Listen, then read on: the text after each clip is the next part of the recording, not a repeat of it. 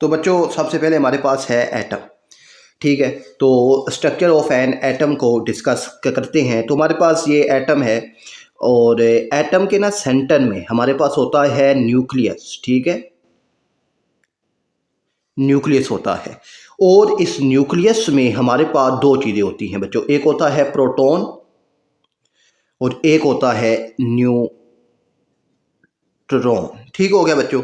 और ये जो ऑर्बिट होता है, ये जो सर्कल है, सर्कुलर पाथ होता है, इसे कहते हैं ऑर्बिट या दूसरा इसका नाम होता है शेल। ठीक है, ऑर्बिट या शेल हम इसे कहते हैं। और यहाँ पे जो इलेक्ट्रॉन है ये रिवॉल्व करता है।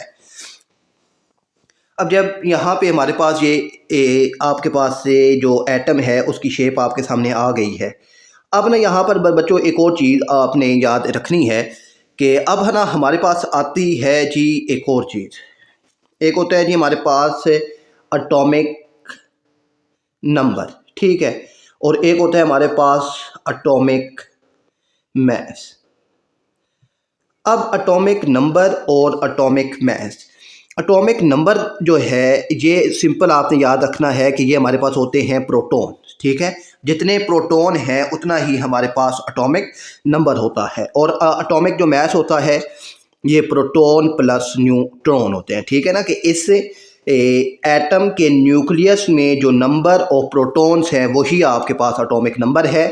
और इस एटम के न्यूक्लियस में जो प्रोटॉन और न्यूट्रॉन्स हैं इनका सम जो है ये आपके पास एटॉमिक मास है। ठीक है, ये हमारे पास हो गया स्ट्रक्चर ऑफ एन एटम। अब जो न्यूमेरिकल्स हैं उनको देखते हैं और इनको समझने की कोशिश करते हैं। बिस्मिल्लाहिर्रहमानिर्रहीम, अस्सलामु अलैकुम स्टूडेंट्स। उम्मीद करता हूँ कि आप सब लोग खैरियत से होंगे और खुश होंगे। तो बच्चों class 9 chemistry new book chapter 3 atomic structure. आज इस चैप्टर के जो न्यूमेरिकल्स हैं वो मैंने आपसे डिस्कस करने हैं। तो सबसे पहले बच्चों हमारे पास जो अहम न्यूमेरिकल्स है वो आप, अच्छा न्यूमेरिकल से पहले ज़रा ये आप देख लीजिए कि बच्चों हमारे पास जो होते हैं एटम के अंदर सब एटॉमिक पार्टिकल, ठीक है ना, वो प्रोटॉन, न्यूट्रॉन और इलेक्ट्रॉन। प्रोटॉन पर पॉजिटिव चार्ज होता है जिसका जो एटॉमिक मास यूनिट है वो हमारे पास ये है। ठीक है, और न्यूट्रॉन इसका चार्ज होता है ज़ीरो, यानी इस पर कोई चार्ज नहीं होता और इसका एटॉमिक मास ये है। ठीक है ना, प्रोटॉन और न्यूट्रॉन का मास सेम है। और जो इलेक्ट्रॉन है इस पे चार्ज होता है नेगेटिव और इसका मास हमारे पास ये है। ठीक है, और इसके साथ एक और चीज़ है बच्चों, ये भी आपको मालूम होनी चाहिए कि the behaviour of proton, neutron and electron in an electric field. ठीक है ना, तो proton are positively charge and are deflected on a curve path toward the negative plate. कि अब ये देखिए ये हमारे पास एक प्लेट है जिस पे नेगेटिव और पॉजिटिव चार्ज है। ठीक है, अब प्रोटॉन पे चार्ज है पॉजिटिव तो ये डिफ्लेक्ट होता है नेगेटिव की तरफ, और इलेक्ट्रॉन पे चार्ज है नेगेटिव तो ये डिफ्लेक्ट होता है यानी मूव करता है पॉजिटिव की तरफ। ठीक है, और इसके बाद और neutron have no charge so straight ahead, और जो न्यूट्रॉन है इस पर कोई चार्ज नहीं होता तो ये बिल्कुल सीधा मूव करता है। ओके हो गया बच्चों। अब if the electron and proton are travelling at the same speed, the electron being lighter are deflected far more strongly than the heavier proton. कि वो ये कह रहा है कि अब आप देखिए कि प्रोटॉन यहाँ से मूव होना शुरू हुआ है और इलेक्ट्रॉन यहाँ से मूव होना शुरू हो गया है। ठीक है, तो प्रोटॉन का जो मास है वो इलेक्ट्रॉन के मुकाबले में ज़्यादा होता है, इसलिए जो प्रोटॉन है वो कुछ देर के बाद डिफ्लेक्ट होता है और इलेक्ट्रॉन जल्दी डिफ्लेक्ट हो जाता है। ये जो है इलेक्ट्रिक फील्ड में ये भी आपको मालूम होना चाहिए था। और इसके बाद प्रोटॉन और एटॉमिक ये, अच्छा ये आपके पास एक न्यूमेरिकल है इसको देखिएगा जरा बच्चों, एग्जांपल है, कहता है जी atomic number of an element is 17 and mass number is 35. How many proton and neutron in the nucleus of an atom of this element? अब देखिए बच्चों के इसका जी एटॉमिक नंबर जो है वो है 17। ठीक है, एटॉमिक नंबर 17 है। ओके हो गया। अब यहाँ से और इसका जो एटॉमिक मैस है, ठीक है, एटॉमिक मैस जो है ये है 35। हमने ये बताना है जी प्रोटॉन, न्यूट्रॉन और न्यूक्लियस इसमें कितने हैं। तो अब ये आप देख लीजिए बच्चों, एटॉमिक नंबर 17 है और एटॉमिक मैस 35 है। तो अब बच्चों ये चीज़ याद रखिएगा कि प्रोटॉन इक्वल होते हैं इलेक्ट्रॉन के और जो ये इक्वल होते हैं जी आपस में एटॉमिक नंबर। ठीक है, ये तीनों आपस में इक्वल होते हैं। ठीक है, याद रखिएगा। अब एटॉमिक नंबर अगर 17 है तो इलेक्ट्रॉन भी 17 होंगे और प्रोटॉन भी 17 होंगे, ये आपने याद रखना है। अब ये देखिए कि हमारे पास जो होता है एटॉमिक मैस, ये इक्वल होता है प्रोटॉन प्लस न्यूट्रॉन के। ठीक है, प्रोटॉन प्लस न्यूट्रॉन की। अब यहाँ पर ये देखिए कि प्रोटॉन और एटॉमिक नंबर दोनों आपस में अगर इक्वल हैं तो मैथ को अगर ऐसे लिखूँ कि atomic mass equal to atomic number plus neutron, तो कोई इशू है क्योंकि प्रोटॉन और एटॉमिक नंबर दोनों आपस में इक्वल हैं।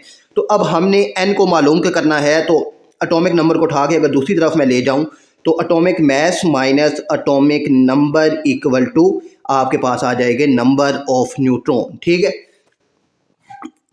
अब ज़रा देखिए एटॉमिक मैस 35 है और एटॉमिक नंबर आपके पास 17 है। तो अब यहाँ से न्यूट्रॉन आप आसानी से मालूम कर सकते हैं। ठीक है, 35 माइनस से ये आ जाएगा 18।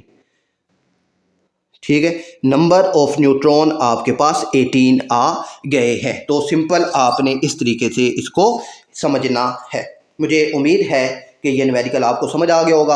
अब जो नेक्स्ट न्यूमेरिकल है उसकी तरफ मूव करते हैं। बाद बच्चों आगे जो न्यूमेरिकल्स हैं ये, अच्छा ये डेफिनेशन भी आपने याद करनी है रिलेटिव एटॉमिक मैस यूनिट की, यानी एटॉमिक मैस यूनिट हमारे पास क्या होता है। ठीक है ना, आप जो है एटॉमिक मैस यूनिट के mass of 1C12 atom divided by 12। ठीक है, ये हमारे पास 1 AMU होता है कि आपके पास जो एक एटॉमिक मैस यूनिट होता है ये C12 का जो मैस है उसको 12 से डिवाइड कर दें तो C12 का मैस जो है वो आपके पास आ जाएगा 12/12। तो ये आपके पास 1 एटॉमिक मैस यूनिट के इक्वल हो जाएगा क्योंकि 12 से कैंसिल हो जाएगा। अब hydrogen atom is 8.40% as massive as the standard C12 mass, therefore relative atomic mass of hydrogen। तो अब इसका जो रिलेटिव एटॉमिक मैस आएगा वो अब ये कितना है 8.40। तो 8.40 परसेंटेज है, तो परसेंटेज के लिए हमने इसको 100 से डिवाइड कर दिया और मल्टीप्लाई इसको 12 के साथ करवा दिया। तो हाइड्रोजन का AMU आ गया 1.008। तो अब आपने 1.008 नहीं लिखना, आपने जब भी हाइड्रोजन का मैस लिखना है तो वो 1 लिखना है। ठीक है, आपने 1 ही याद रखना है। और इसके बाद है जी बच्चों हमारे पास जो असल न्यूमेरिकल है वो ये है आइसोटोप्स। अब ये आइसोटोप्स और जो है एटॉमिक स्ट्रक्चर, इनमें क्या फ़र्क है ये मैं अभी आपको समझाता हूँ। अच्छा, यहाँ पर ना ये भी एक चीज़ आपको मालूम होनी चाहिए कि अब ये देखिए कि ये कि water that contain hydrogen 2 atom in place of hydrogen 1 is called heavy water, कि जो हम पानी इस्तेमाल करते हैं उसमें हाइड्रोजन 1 होता है। ठीक है ना, हाइड्रोजन के 3 आइसोटोप्स हैं आपको मालूम है। ठीक है, प्रोटियम, ड्यूटियम और ट्रिटियम, ये 3 आइसोटोप्स हैं हाइड्रोजन के। तो जो हम पानी इस्तेमाल करते हैं उसमें हाइड्रोजन 1 होता है प्रोटियम। अगर पानी में हाइड्रोजन 1 की जगह हाइड्रोजन 2 आ जाए ड्यूटियम, तो हमारे पास जो पानी होता है वो हैवी वाटर बन जाता है। बस ये आपने याद रखना है। और इसके बाद अब जो है जी हमारे पास स्ट्रक्चर ये बना लेते हैं। चलें जी, आइसोटोप्स ऑफ कार्बन, ठीक है, आइसोटोप्स ऑफ कार्बन हमने बनाने हैं। तो आइसोटोप्स ऑफ कार्बन कैसे बनते हैं, ये हमारे पास से एक्टिविटी 3.1 भी है और इसको सोल्व भी करते हैं। अच्छा, अब आइसोटोप्स ऑफ कार्बन, तो बच्चों कार्बन के 3 आइसोटोप्स हैं, C12, C13 और C14 होते हैं। अब या तो पेपर में वो आपसे ये पूछता है कि इन आइसोटोप्स का स्ट्रक्चर बनाएं या इनका बोहर एटॉमिक मॉडल बनाएं, दोनों एक ही बात है, ठीक है।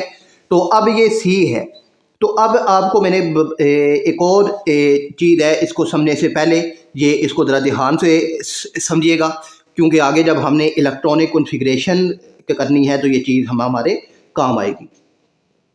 अच्छा बच्चों, हमारे पास होते हैं शेल K, L, M और N, ठीक है, ये हमारे पास 4 शेल हैं, ठीक है। ये नंबर 1 होता है, ये नंबर 2 होता है, ये नंबर 3 होता है और ये नंबर 4 होता है, ठीक है।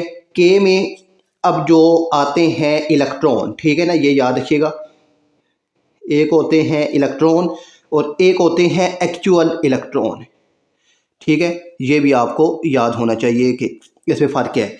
के में 2 ओके हो गया, और एल में जो हम होते हैं वो होते हैं 8 इलेक्ट्रॉन, और एम में भी हम लोग 8 ही इस्तेमाल करते हैं। और फिर जो एन है, एन में वापसी में 2 या 18 हम लोग वापस इस्तेमाल करते हैं। ये वाले इलेक्ट्रॉन हम लोग अपने न्यूमेरिकल्स में इस्तेमाल करते हैं या यूज़ करते हैं। अब जो एक्चुअल इलेक्ट्रॉन्स होते हैं तो इनका फार्मूला होता है 2n⁻², ठीक है। ये आपने याद रखना है कि 2n⁻²। एन से मुराद होता है नंबर ऑफ शेल्स। अब यहाँ ये देखिए नंबर ऑफ शेल कौन सा है, 1 है, 2 n की जगह 1/2, 1/2, 1 to 2 1s are 2, तो के में आपके पास 2 ही इलेक्ट्रॉन होंगे। अब जो दूसरा शेल है L, तो L तो 2 2 2 दा 4 और 4 2 दा 8, तो L में आपके पास जो है वो 8 ही इलेक्ट्रॉन होते हैं। ये एक्चुअल इलेक्ट्रॉन की मैं बात आपको बता रहा हूँ। M है, शेल 3 है, ओके, 3 की पावर 3 और 3 की पावर 2, 3 9 9 2 दा 18। अब जो M है उसमें हमारे पास एक्चुअल में 18 इलेक्ट्रॉन होते हैं, मगर हम न्यूमेरिकल्स में 8 इस्तेमाल करते हैं, ये आपने याद रखना है, ठीक है बच्चों।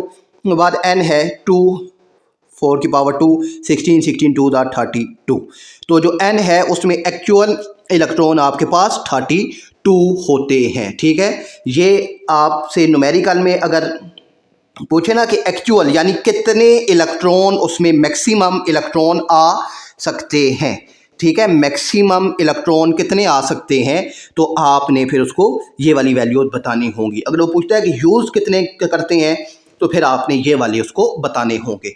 अब यहाँ पर ये चीज़ जब आपको समझ आ गई है तो आगे जो सवाल है वो बहुत सिंपल सा सवाल है। अब ये देखिए कि हमारे पास जो कार्बन के 3 आइसोटोप्स हैं, ठीक है, C12 6 है और C13 6 है और C14 और 6 है। अब मैंने आपको एक और चीज़ भी बच्चों पहले बताई थी, फिर बता देता हूँ। जहाँ पर देखिए 14 और 6 एक लार्ज वैल्यू है और एक स्मॉल है। अब जो लार्जर वैल्यू होती है ये हमेशा एटॉमिक मास होता है, याद रखिएगा, ठीक है ना, और जो स्मॉलर होता है ये आपके पास हमेशा एटॉमिक नंबर होता है, ठीक है। एटॉमिक नंबर कम होता है और एटॉमिक मास ज़्यादा होता है। तो अब ये जो है C12, आप इसको अगर देखें तो इसमें एटॉमिक मास जो है वो है 12 और फिर 13 और 14, ठीक है। इनमें एटॉमिक मैसेज 12, 13 और 14 है, और आप अगर इनका एटॉमिक नंबर देखें तो वो सब में 6 6 है। अब जब एटॉमिक नंबर 6 6 है तो उसका क्या मतलब है कि इन तीनों में प्रोटॉन भी 6 हैं और इलेक्ट्रॉन भी 6 हैं, ठीक है। अब एक चीज़ रह गई है न्यूट्रॉन, तो अब न्यूट्रॉन यहाँ पर फाइंड होंगे, तो सबसे पहले स्ट्रक्चर बनाते हैं। तो स्ट्रक्चर है जी, आपके पास से पहले शेल में 2 इलेक्ट्रॉन आ गए, टोटल इलेक्ट्रॉन कितने हैं, 6 हैं, और दूसरे शेल में आपके पास से आ जाएंगे जी, ये यहाँ पे मैं इसको सामने करता हूँ। तो दूसरा जो शेल है इसको मैं दोबारा बना देता हूँ। पहला शेल है, पहले शेल में 2 इलेक्ट्रॉन आ गए, और दूसरा शेल है तो दूसरे में आपके पास आ गए टोटल 6 इलेक्ट्रॉन हैं। पहले में 2 आ गए तो पीछे रह गए 4, 1 2 3 4। अब ये आपने इसका बना दिया है स्ट्रक्चर, ठीक है। सिर्फ अगर स्ट्रक्चर की बात की जाए तो स्ट्रक्चर यहाँ पे ओके है, मगर हमने आइसोटोप या बोहर बनाना हो तो सिंपल एक छोटा सा काम और करते हैं कि यहाँ सेंटर में हम लोग बता देते हैं कि इसमें प्रोटॉन कितने हैं और न्यूट्रॉन कितने हैं, ठीक है। यहाँ सेंटर में हम लोग इसको बता देते हैं।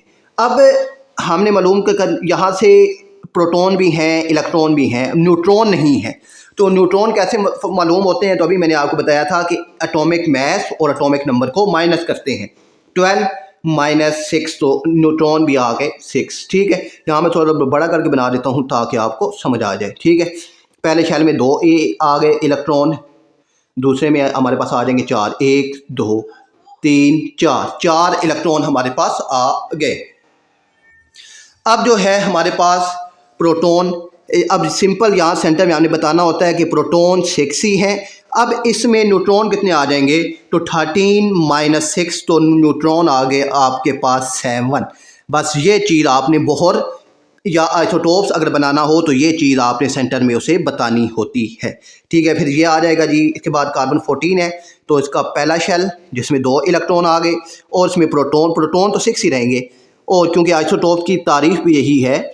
और दूसरे में 4 इलेक्ट्रॉन आ गए और जो है न्यूट्रॉन वो 14 - 6 तो ये आ जाएंगे आपके पास 8 आ जाएंगे। सिंपल ये आपने इनका बोहर एटॉमिक मॉडल या जो आइसोटोप स्ट्रक्चर है वो बना लिया है।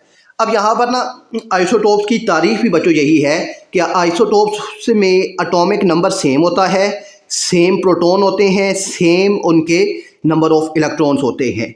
तो चेंजिंग क्या होती है? तो उनका एटॉमिक मास डिफरेंट होता है और नंबर ऑफ न्यूट्रॉन डिफरेंट होते हैं। तो उसकी मिसाल ये बच्चों आपके सामने है। अब नेक्स्ट जो न्यूमेरिकल है उनको इस तरफ मूव करते हैं। इसी तरीके से बच्चों अगर आपसे पूछा जाए कि आइसोटोप्स ऑफ क्लोरीन, तो इसके 2 होते हैं हमारे पास, ठीक है ना। एक होता है क्लोरीन 35 और एक आइसोटोप होता है क्लोरीन 37, ठीक है। तो इसी तरीके से आपने इनके स्ट्रक्चर बनाने हैं, ठीक है। सेंटर में प्रोटॉन और न्यूट्रॉन भी आपने मेंशन करना होता है। और इसके बाद जी ये वाला न्यूमेरिकल बहुत अहम है, ठीक है। डिटर्मिनेशन ऑफ रिलेटिव एटॉमिक मास, ठीक है, RAM, ठीक है। रिलेटिव एटॉमिक मास अगर ये मालूम करना हो तो सिंपल है, आपके पास ये देखिए कार्बन जो है ये 98.8% है और अच्छा सी कार्बन जो है वो 12 और कार्बन 13 जो है वो 1.1% है और कार्बन जो 14 है ये 0.009% है। अब रिलेटिव एटॉमिक मास अगर मालूम करना हो तो सिंपल सा फार्मूला है बच्चों, रिलेटिव, ठीक है, एटॉमिक ऑफ C12 मल्टीप्लाई जो मास ऑफ C12, ठीक है। फिर यानी रिलेटिव अमाउंट, ठीक है, ये जिसे अबेंडेंट अमाउंट भी कहते हैं, ठीक है। ये जो 98.8% है ये इसकी नेचुरल अबेंडेंस है, यानी कि इस दुनिया में इतना परसेंट ये मौजूद है। तो RA रिलेटिव अबेंडेंस है, RA रिलेटिव अबेंडेंस, यानी इसकी रिलेटिव अबेंडेंस को इसके मास के साथ आपने मल्टीप्लाई करवा देना है। फिर इसकी RA को इसके साथ और इसके RA को इसके मास के साथ आपने मल्टीप्लाई करवा देना है और डिवाइडेड बाय 100 आपने करना है, तो आपके पास रिलेटिव एटॉमिक मास आ जाएगा, ठीक है। तो अब ना ये एक है आपके पास से कॉन्सेप्ट असेसमेंट है एक्सरसाइज 3.1, तो उसको भी देख लेते हैं। कहता है जी the relative atomic mass of element is 35.5 AMU, यानी अब RAM की वैल्यू उसने बता दी है। ये जो RAM की वैल्यू हमने मालूम की है 12 ये उसने बता दी है। Relative abundance of isotope A is 35.77% and its atomic mass is 35। Find the isotopic mass of B if it's relative abundance is 24.23%। तो अब ये न्यूमेरिकल कैसे सोल्व होगा इसको अभी देख लेते हैं बच्चों। ये अब उस न्यूमेरिकल में डाटा है कि जिसका रिलेटिव एटॉमिक मास हमारे पास 35.5 है। 2 आइसोटोप्स हैं, एक आइसोटोप A है, एक आइसोटोप B है। आइसोटोप ए का रिलेटिव अबेंडेंस 75.77 है और इसका जो आइसोटोपिक मास है वो 35 है। और आइसोटोप जो बी है इसका आइसोटोपिक TOP आइसोटोपिक मास हमने मालूम करना है, यानी आइसोटोपिक मास जो है ये एटॉमिक मास ही आपने समझना है, ठीक है। ये हमने मालूम करना है और उसकी जो रिलेटिव अबेंडेंस है वो 24.23 है। ओके हो गया।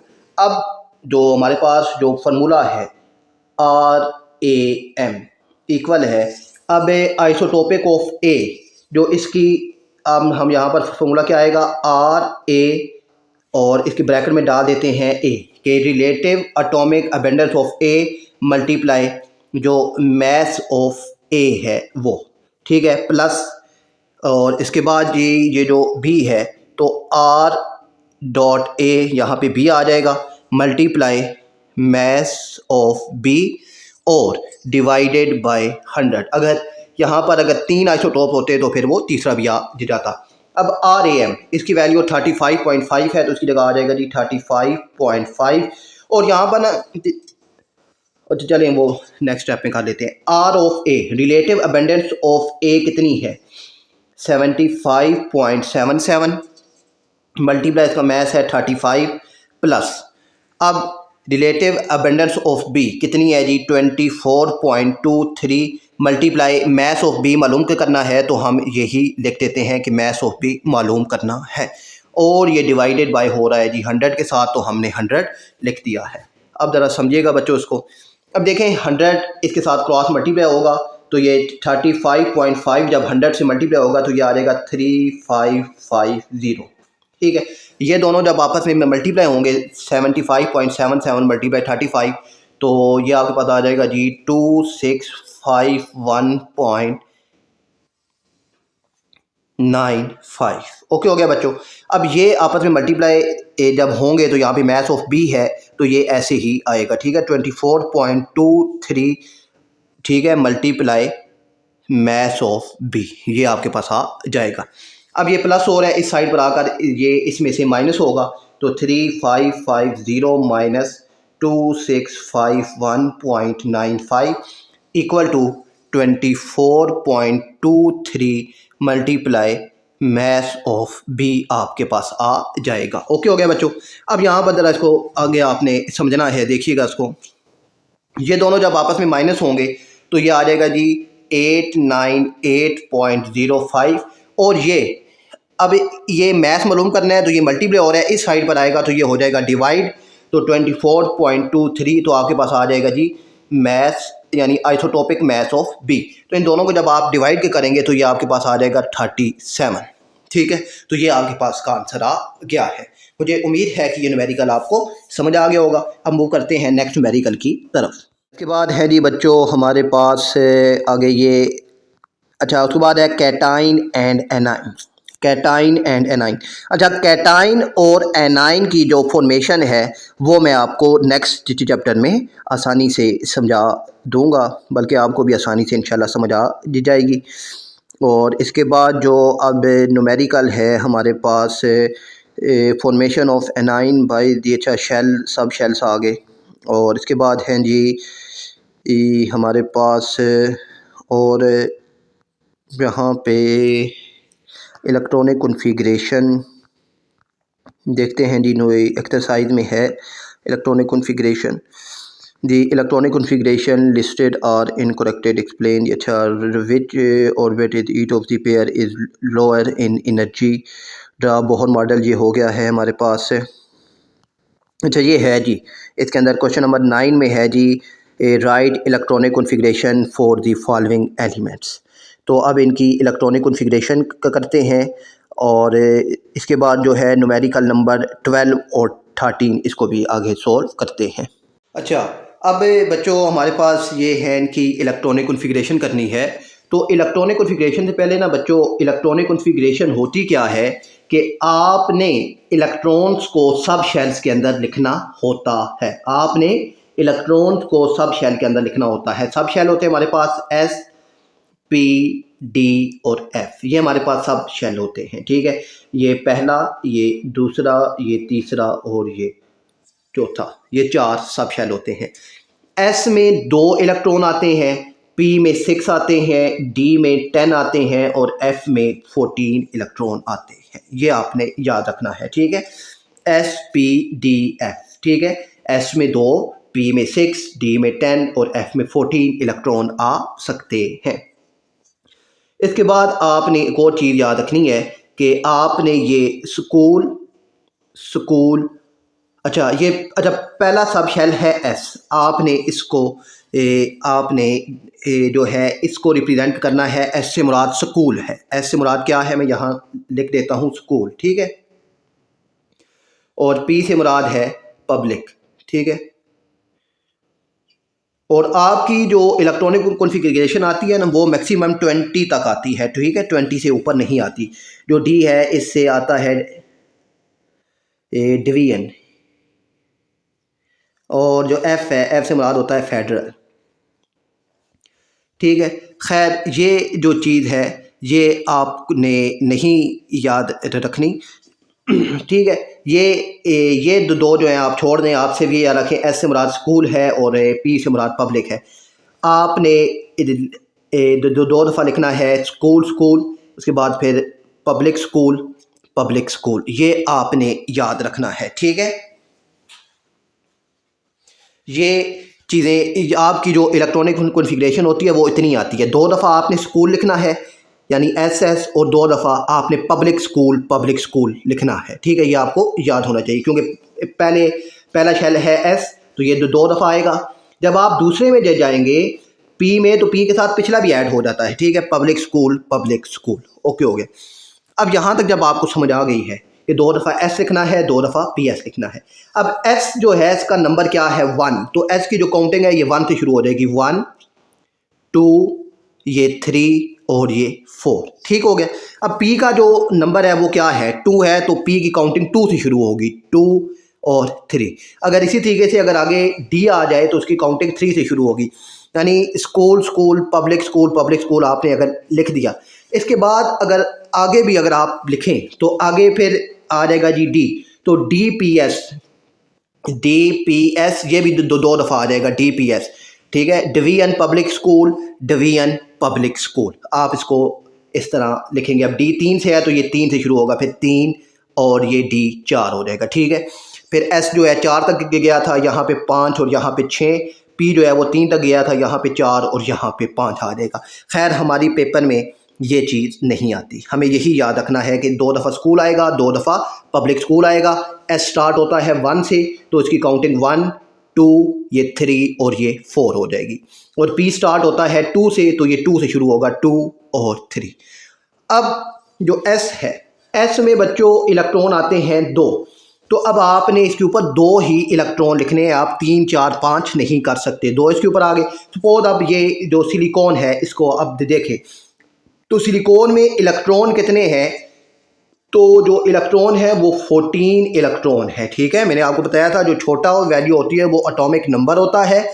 अब जब एटॉमिक नंबर हमें मालूम हो गया तो इलेक्ट्रॉन और प्रोटॉन भी 14 होंगे, ये आपने याद रखना है, ठीक है।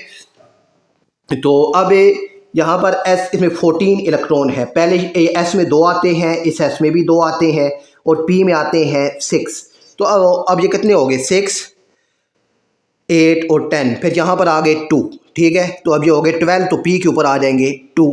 तो बस अब ये आपने इसको रिमूव करना है, तो ये आपके पास सिलिकॉन की इलेक्ट्रॉनिक कॉन्फ़िगरेशन हो गई है। अब यहाँ पर मैग्नीशियम की अगर आप इलेक्ट्रॉनिक कॉन्फ़िगरेशन देखें तो मैग्नीशियम में हमारे पास जो इलेक्ट्रॉन हैं वो हैं 12।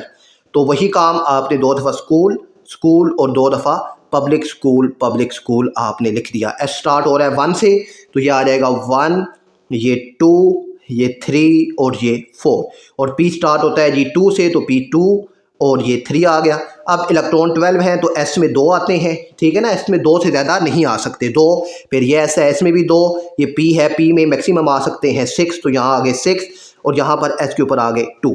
तो अब ये देखिए 12 इलेक्ट्रॉन पूरे हो गए। अब इन 2 को आप रिमूव कर दें तो ये आपके पास मैग्नीशियम की जो इलेक्ट्रॉनिक कॉन्फ़िगरेशन है वो हो गई है, ठीक है। इसके बाद अल्युमिनियम है। तो अब आपको जब ये प्रैक्टिस हो जाएगी तो आप इसको ऐसे तेज़ी से कर सकेंगे, ठीक है। 1s2, 2s2, फिर 2p6। अब यहाँ पर देखिए कितने हो गए, 10 हो गए, हमारे पास 13 है।